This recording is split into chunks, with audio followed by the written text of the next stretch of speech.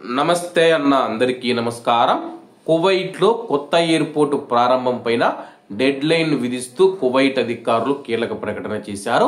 వివరాల్లోకి వెళితే కువైట్ లోని అత్యంత ముఖ్యమైన మౌలిక సదుపాయాల ప్రాజెక్టులో ఒకటైన కొత్త కువైట్ ఎయిర్పోర్ట్ ను ముందుకు తీసుకువెళ్లడంలో అధికారుల నిబద్ధతకు స్పష్టమైన నిదర్శనంగా central agency for public tenders Kuwait అంతర్జాతీయ విమానాశ్రయంలోని కొత్త ప్యాసింజర్ టెర్మినల్ 2 పైన అన్ని పనులు పూర్తి చేయడానికి నవంబర్ 30, 2026ను తుది గడువుగా నిర్ణయించింది. ఇందులో గత వారం ప్రజాపనుల మంత్రిత్వ శాఖ ఆమోదించిన తాజా మార్పులు కూడా ఉన్నాయని చెప్పేసి ప్రధాన టెర్మినల్ భవనం, సేవా సౌకర్యాలు మరియు యాక్సెస్ రోడ్లలో పని పరిధికి సంబంధించిన అప్డేట్లు కలిగి ఉన్న మంత్రిత్వ శాఖ సమర్పించిన అనేక మార్పులను ఉత్తర్వులను ఏజెన్సీ ఆమోదించిన తర్వాత గడువునైతే నిర్ణయించడం జరిగింది.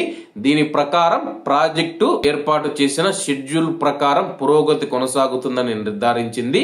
ఈ దశ ప్రాజెక్టు మనం చూసుకుంటే కంపల్సరీగా పూర్తి చేయాలని చెప్పి ఇప్పటికే కువైట్ కొత్త ఎయిర్పోర్ట్ మనం చూసుకుంటే 2024 డిసెంబర్లోనే ప్రారంభం కావాల్సి ఉంది. కానీ 2 సంవత్సరాలు ఆలస్యంగా అయితే ప్రారంభమవుతూ ఉంది. దీనికి అనేక రకాల కారణాలు ఉన్నాయని చెప్పేసి ప్రస్తుతం టెర్మినల్ 2 ఏదైతే ఉందో, కొత్త ఎయిర్పోర్ట్ ఏదైతే ఉందో, ఏటా 2,50,00,000 మంది విమాన ప్రయాణికులకు సౌకర్యం కల్పించనుంది. అలాగే కొత్త ఎయిర్పోర్ట్ లో అధునాతన సాంకేతికతను, టెక్నాలజీని వాడుతూ ఉన్నామని చెప్పేసి కొత్త ఎయిర్పోర్ట్ లో ఎవరైనా సరే కానీ ఇమిగ్రేషన్ ప్రక్రియను పూర్తి చేయాలన్నా సరే కానీ వాటికి సపరేట్ గా కొత్త టెక్నాలజీతో మిషన్లను ఏర్పాటు చేస్తూ ఉన్నారన్నమాట. కొత్త ఎయిర్పోర్ట్ నవంబర్ 30, 2026 లోపు పూర్తి కావాలని చెప్పేసి అధికారులు అయితే డెడ్ లైన్ విధించడం జరిగింది. మరి ఆ లోపల పూర్తవుతుందో లేదో వేచి చూడాల్సి ఉంది. కాబట్టి అందరూ బాగుండాలి, అందులో మనం ఉండాలి. అందరికీ నమస్తే అన్న, జై హింద్.